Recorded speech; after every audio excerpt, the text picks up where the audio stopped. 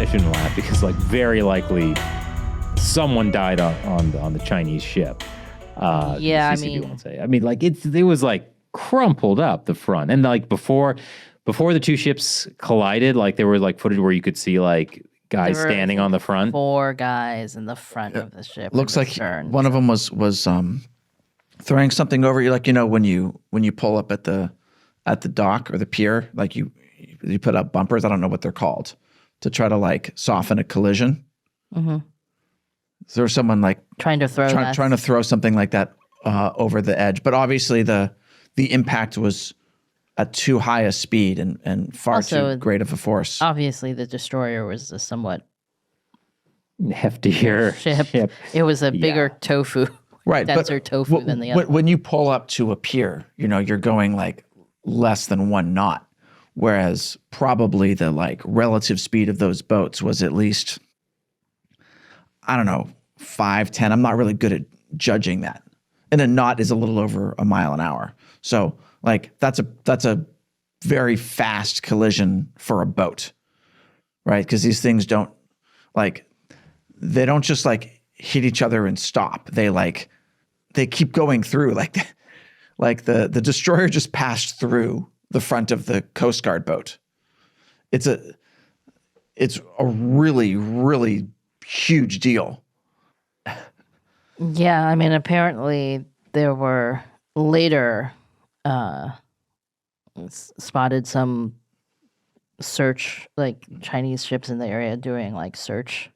Oh, I hadn't heard that. Yeah. It makes sense. But like at the time, the Navy destroyer just kind of kept going and didn't stop, and then kept essentially trying to pursue the Filipino Coast Guard ship, according to the footage we've seen. Yeah, which, eyes on the prize. Yeah, so, I mean, very likely people died. Yeah. Which is all to say why I shouldn't be laughing. But, the fallout of this continues to escalate. The U.S. sent some ships in the area for freedom of navigation right after and, spoke with the Filipino side about, we reject any kind of unilateral, whatever jargon they use, criticizing China, basically. I mean, but this could have been if the Navy destroyer, the PLA Navy's destroyer had hit the much smaller Filipino Coast Guard ship instead of the Chinese Coast Guard ship, and people died, like, this is an act of war now. Yeah, that's what, I forget his name, but like a Filipino general? Was it a general who said that? Well, anyways, the Philippine side did say, like, if a Filipino person is killed, it is an act of war. Mm-hmm. And then if that happens, the U.S. is drawn in. Yeah. So, I mean, it's possible they would try to de-escalate, but anyway, according to what they say now, that is an act of war. Yeah. But I mean, also is, pretty bad sign for the capability of China's military if, trying to go after a little Filipino fishing boat.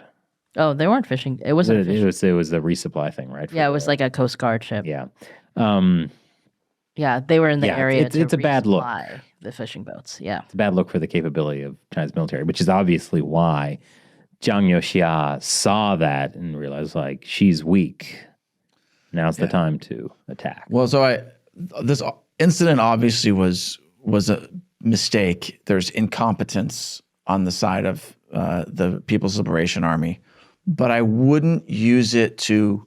I'd be careful not to overstate the incompetence or to underestimate the threat of the People's Liberation Army Navy, because even though people see this and they think, ha, look, they screwed up. Like, firstly, they're going to learn a lesson from it and they're going to try to fix that. But also, we don't know the full extent of their capabilities. And they've been really working at building up the Navy over the last decade. And so I just think it would be a mistake to downplay them too much based on this. Yeah, you wouldn't want, like, in the event of a war, you wouldn't want to gamble the lives of American troops on the hope that China's military is absolutely incompetent. Yeah, it's not going to be some Keystone Cops situation. Oh boy, that would be great though. Which I love those guys. This does kind of look like a Keystone Cops kind of thing. Like they're like, wah. But yeah. The other thing from this whole incident is that the Filipinos have shown again that they're really mastering political warfare against the CCP in the way that, like, we should probably learn from. That's true. Yeah, they film everything, they get it out right away, and so I forget. I think it was like a couple of days before the Global Times came out. I was like, and tried to. They didn't acknowledge the actual collision. Like the day of, there was state-run media that was about the Philippines doing illegal stuff in the South China Sea and China stopping them or whatever. But they didn't actually acknowledge the fact that these two Chinese ships collided until like almost 4 days later. And then they tried to blame the Philippines. Yeah. So they showed a video that showed it looked like the Philippines ship was like making maneuvers, like it was like going back and forth and there's the Chinese Coast Guard ship behind it, but they didn't show the Navy, Chinese Navy vessel. So you don't see why the Filipino ship is trying to like evade these two ships. But because the Philippines had already, released a bunch of different videos of the crash, of what happened before, what happened after, etc., then that doesn't hold so much water. Yeah. Not just like a Chinese ship. Well, I mean, I guess when a ship works, it doesn't hold water. No.